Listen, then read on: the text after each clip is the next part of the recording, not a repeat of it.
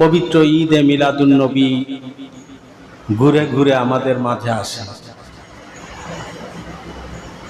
রাসূল করিম সাল্লাল্লাহু আলাইহি ওয়াসাল্লামের জন্ম এবং মৃত্যুর মাসটি যখন আসে, তখন মুসলমানদের মধ্যে একটি জজবা তৈরি হয়। হুজুর আকরাম সাল্লাল্লাহু আলাইহি ওয়াসাল্লামের প্রতি মহব্বত আর ভালোবাসার কারণে এই অনুভূতি আল্লাহ তাআলা আমাদের দান করে দেন। সকলে বলি সুবহানাল্লাহ। আর এই সুযোগে আমরা রাসূল করিম সাল্লাল্লাহু আলাইহি ওয়াসাল্লামের জীবনী, তিনি কেন পৃথিবীতে এসেছিলেন, কি দায়িত্ব তিনি পালন করেছেন, তিনি বিদায় নিয়েছেন, বর্তমান জামানার যে মুসলমানরা আমরা রয়েছি, আমরা মুমিন ইমানদার বলে দাবি করি, আমাদের দায়িত্ব কি, এ সমস্ত বিষয়ে ওলামায়ে কেরামরা বয়ান করেন। এগুলো শুনে আমরা সাধারণ মানুষ এসব বিষয় সম্পর্কে মোটামুটি জানতে পারি। তবে দুঃখের বিষয় হচ্ছে, দিনব্যাপী আমাদের এই প্রোগ্রাম চলছে, শেষে মুনাজাতের আগের যে পর্ব সেখানে আমরা আছি, কিন্তু উপস্থিতি সন্তোষজনক নয়। মুনাজাতের পরে যখন খাবার টাবারের আয়োজন চলবে, তখন কিন্তু প্রচুর ভিড় হবে। আমাদের এই অনুষ্ঠানের উদ্দেশ্য কি শুধু খাওয়া দাওয়া বলেন? না, এই প্রোগ্রামের উদ্দেশ্য, এই অনুষ্ঠানের উদ্দেশ্য অনেক বড়। এই অনুষ্ঠানের মাধ্যমে গোটা মুসলিম জাতিকে জানিয়ে দেওয়ার জন্য আমরা চেষ্টা করছি। আজকে দেখেন মিডিয়া কাজ করছে, তার মানে কি, এখানে যে বয়ানগুলো হবে, যে বক্তব্য হবে, সেগুলো শুধু আমাদের উত্তর নাসিরপুরে সীমাবদ্ধ থাকবে না। তাইলে এই প্রোগ্রামের ইম্প্যাক্ট, এর যে প্রভাব, এটা অনেক ব্যাপক না বলেন? অথচ আমার গ্রামের যে সমস্ত ভাইরা অলস অবস্থায় বাসায় রয়েছেন, বুঝতে পারছেন না তারা এই অনুষ্ঠানে শরীক হলে কি সওয়াব হবে, এখানে শরীক হলে কি লাভ হবে, সেটা না বোঝার কারণে তারা এখনো বাড়িতে বসে আছেন, আসেননি সবাই। আমরা যে দুরূদ শরীফ পাঠ করলাম, আপনি যদি একবার আপনার হৃদয় থেকে দুরূদ শরীফ পাঠ করেন, রাসূল করিম সাল্লাল্লাহু আলাইহি ওয়াসাল্লাম হাদিস শরীফের মধ্যে বর্ণনা করেছেন, তাকে 3টা পুরস্কার দেওয়া হবে। প্রথম পুরস্কার হচ্ছে তার 10টি পদমর্যাদা আল্লাহ তাআলা বৃদ্ধি করে দেবেন, তার গুনাহ খাতা আল্লাহ তাআলা মাফ করবেন, এবং তার উপরে 10টা রহমা আল্লাহ তাআলা বর্ষণ করবেন। তাহলে এই মজলিসে আসার কারণে আমরা সুযোগ পেয়েছি রাসূল করিম সাল্লাল্লাহু আলাইহি ওয়াসাল্লামের শানে দুরূদ পাঠ করার, তাই না বলেন? তাহলে এই সুযোগটা তো করে দিয়েছে আমাদের কর্তৃপক্ষ। তাদের খাওয়া ঘুম নাই, এক সপ্তাহ কি তারও আগে থেকে এই তোড়জোড় চলছে, টাকা পয়সা কালেকশন করা আছে, সভাপতি সাহেব, সেক্রেটারি সাহেব, ইয়াং মানুষ, তারা প্রচুর পরিশ্রম করছেন। কিন্তু এই সকল পরিশ্রম, এই আয়োজন সার্থক হবে যদি আমরা এখান থেকে কিছু সবক গ্রহণ করতে পারি। এজন্য আমাদের হৃদয়টাকে প্রশস্ত করে জানার এবং মানার মানসিকতা নিয়ে আমাদের বসা দরকার। খুবই গুরুত্বপূর্ণ বয়ান আমরা শুনছিলাম, রাসূল করিম সাল্লাল্লাহু আলাইহি ওয়াসাল্লামের জন্মের ইতিহাস, কিভাবে তিনি পৃথিবীতে আসলেন, তখন তার মায়ের অনুভূতিটা কেমন ছিল, সেই সূতিকাগারে কারা কারা তাকে সহযোগিতা করেছিলেন, এসব আমরা শুনেছি না? হালিমাতুস সাদিয়া রাদিয়াল্লাহু তাআলা আনহা, তিনি রাসূল করিম সাল্লাল্লাহু আলাইহি ওয়াসাল্লামকে কোলে নেওয়ার সাথে সাথেই তার মধ্যে আলাদা একটা অনুভূতি সৃষ্টি হলো। রোগ ব্যাধি কোনো কিছু আর থাকলো না। তিনি যখন শিশু মুহাম্মদ সাল্লাল্লাহু আলাইহি ওয়াসাল্লামকে কোলে নিয়ে বাহনের কাছে গেলেন, গাধাটার কাছে গেলেন, সাথে সাথে গাধার ভেতরে পরিবর্তন চলে আসলো। যে আসার সময় হাঁটতে পারছিল না, যাওয়ার সময় দৌড়ে দৌড়ে যাচ্ছে, সব বাহনগুলোকে পেছনে ফেলে সে চলে যাচ্ছে। তাইলে রাসূল করিম সাল্লাল্লাহু আলাইহি ওয়াসাল্লামের বরকতে এইসব ঘটনাগুলো তো ঘটেছিল, নাকি এগুলো এমনি এমনি ওলামা ইকরামরা বলেন? এর কোনো তথ্য উপাত্ত আছে না? আছে, প্রমাণ আছে। আমি আপনাদের খেদমতে মাত্র দুটি কথা বলতে চাই। প্রথম কথা হচ্ছে রাসূল করিম সাল্লাল্লাহু আলাইহি ওয়াসাল্লাম কেন পৃথিবীতে এসেছিলেন। আল্লাহ তাআলা পবিত্র কালামে পাকের বিভিন্ন জায়গায় কয়েকটা শব্দের হেরফের করে একই বর্ণনা দিয়েছেন। তিনি বলেছেন, হুয়াল্লাযী আরসালা রাসূলাহু বিল হুদা ওয়া দীনিল হক লিইয়ুযহিরাহু আলাদ দীনি কুল্লি ওয়ালাউ কারিহাল মুশরিকুন। তিনি সেই মহান সত্তা যিনি স্বীয় রাসূলকে প্রেরণ করেছেন হুদা ওয়া দীনিল হক। হুদা মানে হচ্ছে হেদায়েত।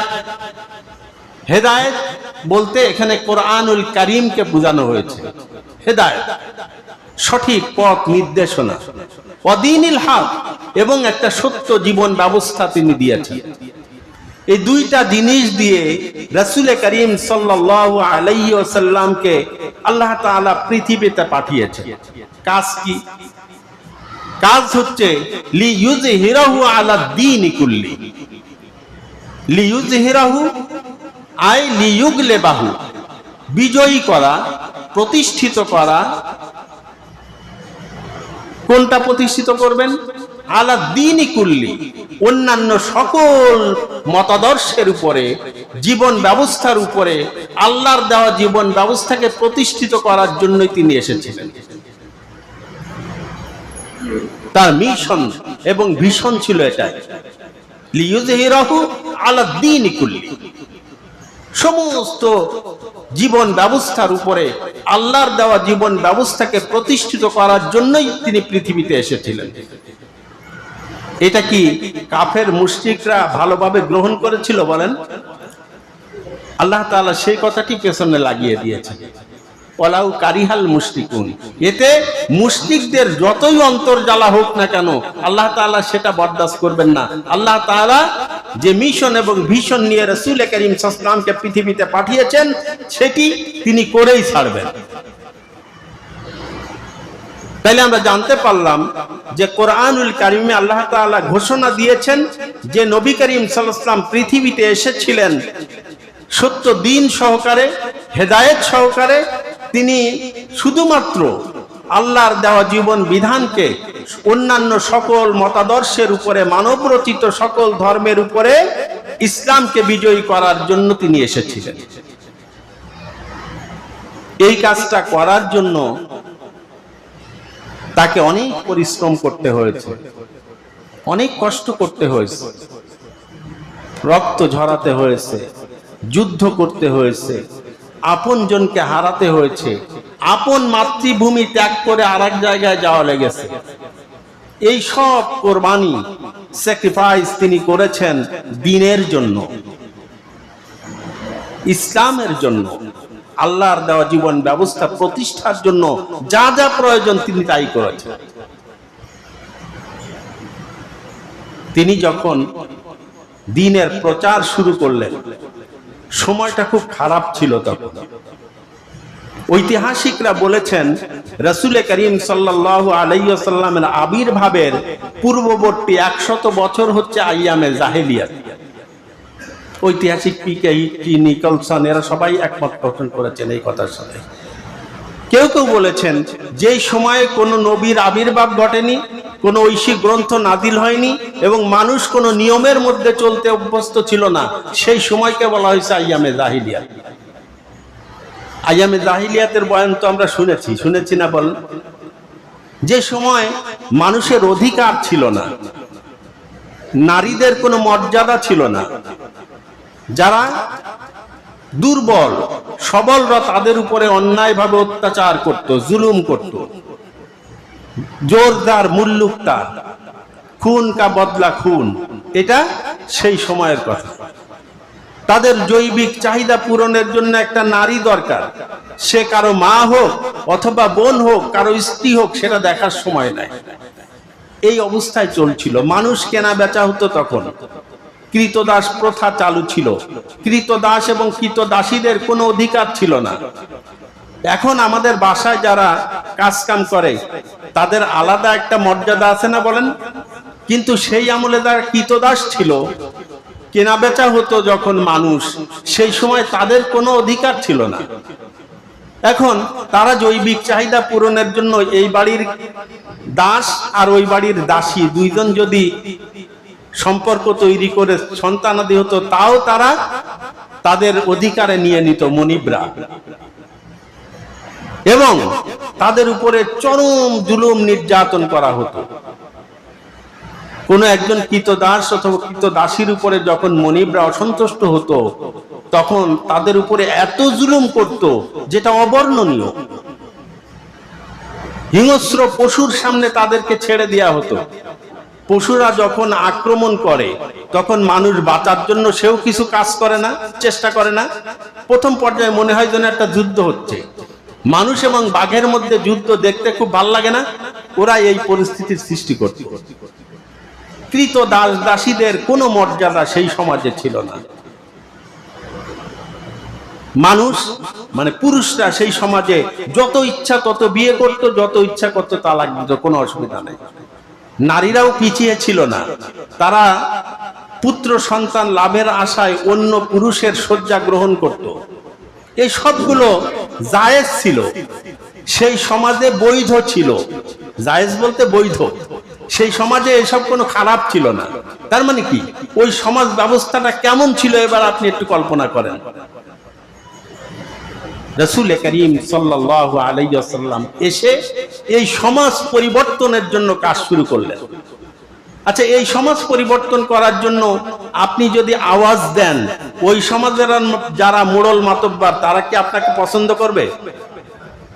আপনার এই আওয়াজ বন্ধ করার জন্য তারা মরিয়া হয়ে উঠবে, সর্বশক্তি নিয়োগ করে কিভাবে আপনাকে হেনস্থা করা যায়, কিভাবে আপনার আওয়াজ বন্ধ করা যায়, আপনি যেন কোনো কাজ করতে না পারেন, এই ব্যাপারে তারা সর্বোচ্চ তৎপরতা অব্যাহত রাখবে।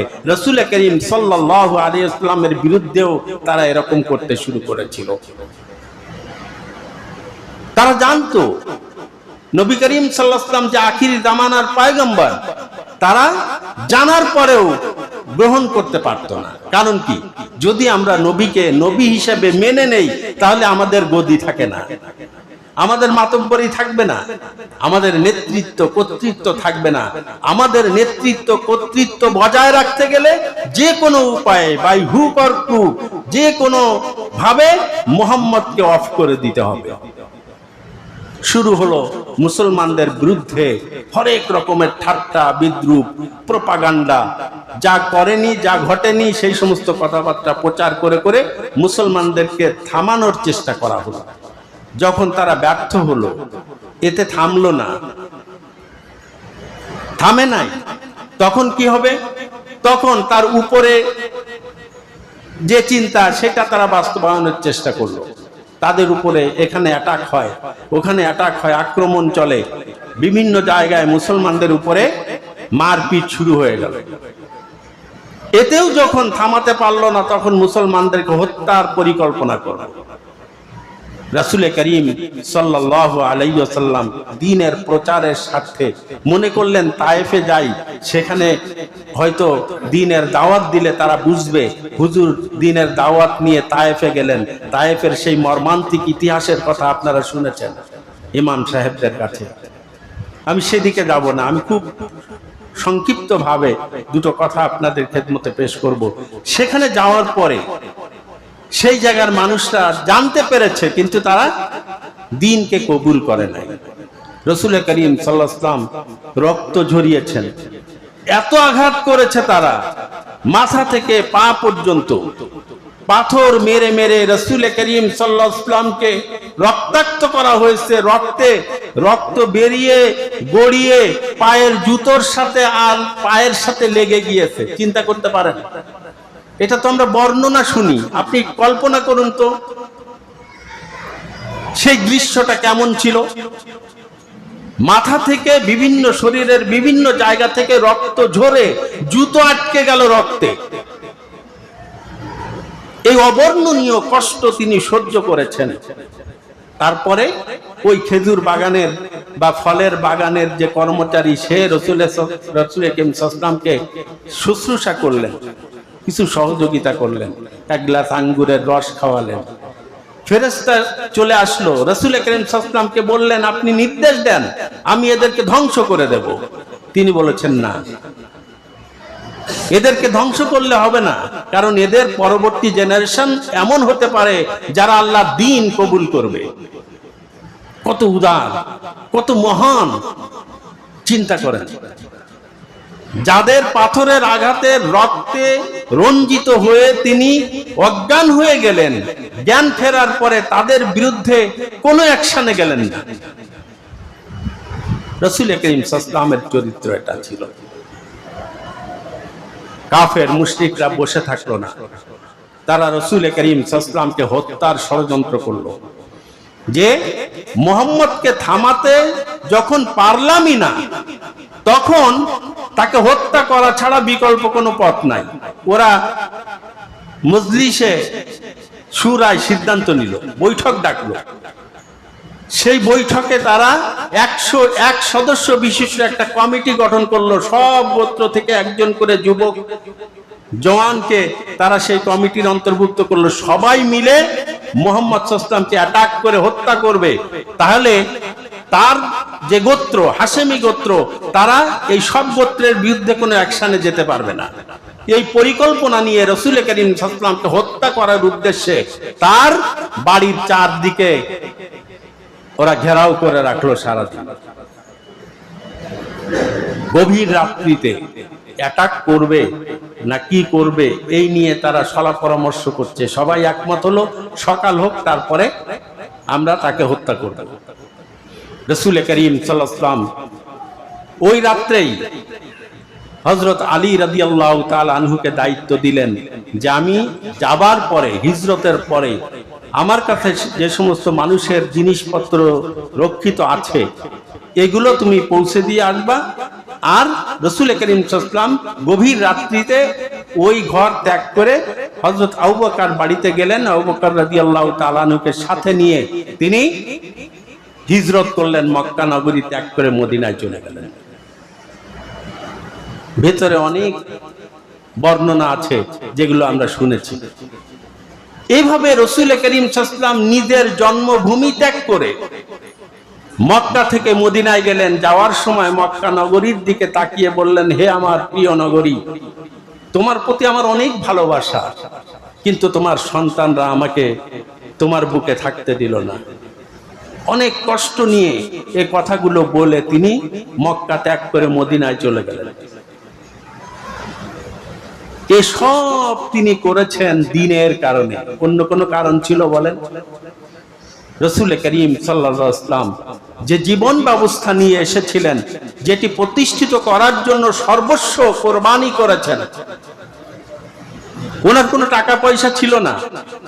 অনেক দিন না খেয়েও থেকেছেন, শুনেছি না আমরা এই কথা? পেটে পাথর বেঁধেছেন না? যখন খন্দকের যুদ্ধের জন্য পরিখা খনন করা হচ্ছিল, খাবার নেই, রাসূল করিম সাল্লাল্লাহু আলাইহি ওয়াসাল্লাম মানে একেবারে দুর্বল হয়ে গিয়েছেন। সাহাবা কেরাম আজমাইনরা অনেকেই দুর্বল হয়ে গিয়েছেন, খাবার পাচ্ছেন না। এই অবস্থার মধ্যে দিয়ে তারা কাজ করেছেন। দ্বীনকে বিজয়ী করার জন্য 17টা যুদ্ধে তিনি অংশগ্রহণ করেছেন নিজে। চিন্তা করতে পারেন। আর এখন যত বড় লেবাসধারী আলেম, তার তত আরাম, কোনো কিছু করা লাগে না, কোনো কাজ নেই তাদের। অথচ রাসূল করিম সাল্লাল্লাহু আলাইহি ওয়াসাল্লাম 17টা যুদ্ধের নেতৃত্ব দিয়েছেন। আশ্চর্য ব্যাপার। বিশ্বব্যাপী দ্বীনকে বিজয়ী করার জন্য আজকে মুসলমানদেরকে ঐক্যবদ্ধ হওয়ার সময় এসেছে। ঢাকা ভার্সিটির রেজাল্ট শুনেছেন না? 27টা না 28টার মধ্যে 23টা তারা পেয়েছে। ব্যবধান কেমন? 5000 আর 14000। তাইলে দ্বীনের বিজয় অতি সন্নিকটে। এখন আমাদেরকে শুধু ধৈর্যের সাথে সামনে এগিয়ে যেতে হবে। রাসূল করিম সাল্লাল্লাহু আলাইহি ওয়াসাল্লামের জন্ম এবং মৃত্যুর এই মাসে আমাদেরকে এই সিদ্ধান্ত গ্রহণ করতে হবে, যে কাজটি করার জন্য তিনি এসেছিলেন, দ্বীনকে বিজয়ী করার জন্য তিনি রক্ত ঝরিয়েছেন, কষ্ট করেছেন, ত্যাগ করেছেন, কোরবানি করেছেন, আমাদেরকেও এই কাজ করতে হবে। এটাই সুন্নাহ। মিষ্টি খাওয়ার সুন্নত তো আমরা পালন করেই থাকি। খানা খাওয়ার পরে একটু মিষ্টি খান, এটা সুন্নত। কি সুন্দর সুন্নত! হ্যাঁ, এটা মানা খুব সহজ। কিন্তু দ্বীনকে বিজয়ী করার জন্য কোরবানি করা সুন্নত, এই জায়গায় আমরা নাই। আজকে এটা আমাদেরকে বুঝতে হবে।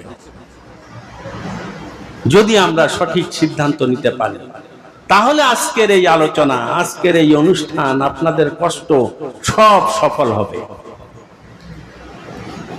আজকে বিশেষ করে আমার ভালো লেগেছে কি জানেন, যে আমাদের মুরব্বীরা যারা ইন্তেকাল করেছেন, পৃথিবীতে তারা ছিলেন, আমরা যেমন এখানে আছি না, এত সুন্দর মসজিদ তারা পায়নি, কিন্তু তারাও যে ভাঙাচোরা ঘর ছিল সেখানে তারা আসতেন, তারা একত্রিত হতেন, আমাদের মতোই জীবন যাপন করতেন। আজকে তারা কেউ পৃথিবীতে নাই, সবাই অন্ধকার কবরের মধ্যে চলে গিয়েছেন। আপনি কল্পনা করুন তো, 100 বছর আগে যারা ছিল একজন এখন আছে, আর আমরা আজকে পৃথিবীতে আছি, আমরা পৃথিবীকে আবাদ করছি, সব কাজ কামের নেতৃত্ব আমরা দিচ্ছি।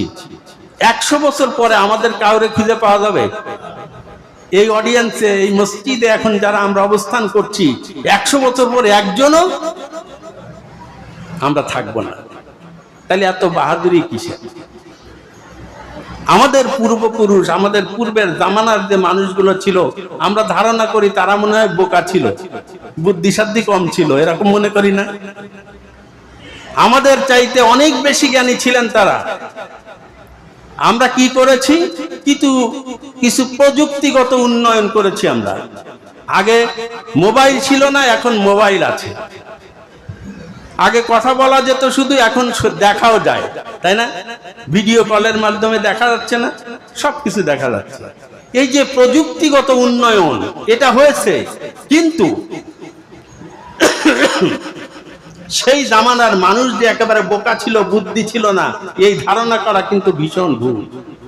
আজকে যখন আমাদের যুবকরা মনে করে, আমাদের যাদের দাড়ি পেকে গেছে, আমাদের মনে করে ওরা বোকা। আরে তোমার এখন তো 27 বছর বয়স, আমাদেরও তো 27 ছিল, একদিন ছিল না? আমাদেরও 27, 28 ছিল, 30, 35 ছিল। তোমরা এখন 27, 28 বলে মনে করো যে 55, 60, 70 ওরা সব পাগল, তা না। তোমার ওই সময় আমরাও পার করে এসেছি বাবা। এজন্য মুরব্বীদের সম্মান করতে হবে, মুরব্বীদেরকে ভালোবাসতে হবে, তাদেরকে মর্যাদা দিতে হবে। নেক্সট জেনারেশন, পরবর্তীতে যারা আসবে, তারাও তোমাদেরকে মর্যাদা দেবে। আর যদি এখন শক্তি আছে, সামর্থ্য আছে, তাই মুরব্বীদের গুনলাম না, তুমিও যখন মুরব্বী হবা তোমারও কেউ গুনবে না, তাই না? এক সময় এখানে এই মসজিদ যারা পরিচালনা করেছেন, দক্ষতার সাথে, যোগ্যতার সাথে সুন্দরভাবে চালিয়েছেন, আজকে তারা বৃদ্ধ হয়ে গেছেন। আজকে কিন্তু মানে they were unfit for the post, এখন তারা এই পদের জন্য আর যোগ্য নাই। তাই বলে কি তাদেরকে আমরা অসম্মান করব? না। আজকে যারা কাজ করছে, যুবক মানুষ, তাদেরকে সবসময় মনে রাখতে হবে, মুরব্বী যারা ছিলেন, বেঁচে আছেন, তাদের মর্যাদা দিব। যারা ইন্তেকাল করেছেন তাদের জন্য দোয়ার ব্যবস্থা করব। যে কথা বলছিলাম, সবচেয়ে ভালো লেগেছে এটা, আমাদের প্রিয়জন, আমাদের আপনজন, আমাদের পিতা মাতা, আমাদের দাদা দাদি, নানা নানি, ভাই বোন, যাদের সাথে একসাথে ছিলাম, তারা আজকে পৃথিবীতে বেঁচে নাই। তাদের কিছু হক আছে না আমাদের উপর? তাদেরকে ভুলে গেলে চলবে? তাদেরকে ভুলে গেলে চলবে না। তাদের জন্য ইজতিমাই ভাবে বছরের একটি দিন যে আলাদাভাবে আমরা সবাই বসে দোয়া করতে পারছি, এই সিদ্ধান্ত গ্রহণ করেছি, এটি খুব বড় কাজ। এটাকে অব্যাহত রাখতে হবে।